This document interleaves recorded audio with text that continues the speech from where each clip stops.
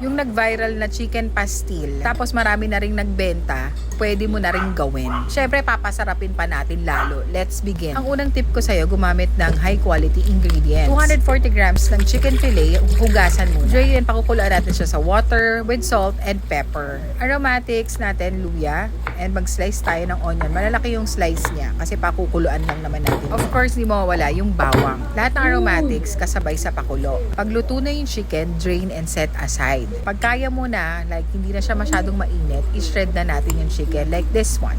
Pag may process ka na mas madali, sabihin mo sa akin ha. Now, let's do the paggisa. Magbimince lang tayo ng ginger and garlic. Then, on a high heat non-stick pan, sa half cup of oil, igisa yung bawang. Iba-brown natin Remove half and set aside. Then, igisa na yung ginger and onion. Once you're done, you may now add the shredded chicken. Ito na yung pinakamahirap na process, yung paggisa. Ganun lang kadali. Yung chicken na ginagamit ko, pinadeliver ko lang. Ito yon. Thank you, Kaya.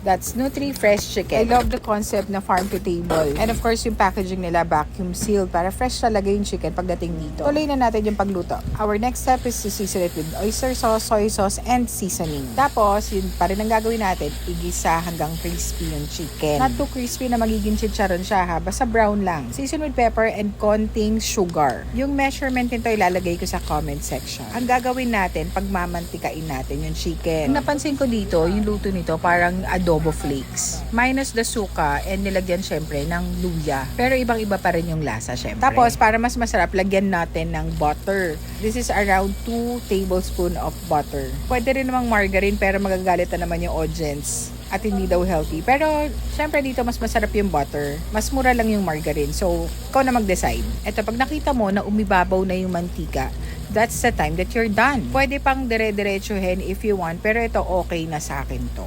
You may adjust the taste according to your liking. Pero itong recipe ko, saktong-sakto yung lasa. Ang sarap sa kanin. You really have to try this one. Syempre, as always, ipa-plating natin to na maganda para mas appetizing. Pwede mo siyang ibenta sa mamahaling restaurant if you have it. I mean, if you have a restaurant, serve mo to. Sabi nung anak ko, mas masarap daw nito, merong boiled egg. So, ito. Yung isa, hard-boiled, yung isa, malasado. Ikaw ba, anong klase ng itlog yung gusto mo? Pangtanggal ng umay, syempre, panahon ng mangga. Serve it on the side. Pwede mo ring lagyan ng garlic on top para dagdag lasa sa kadagdag texture. I'm telling you, isa to sa magiging favorite mo.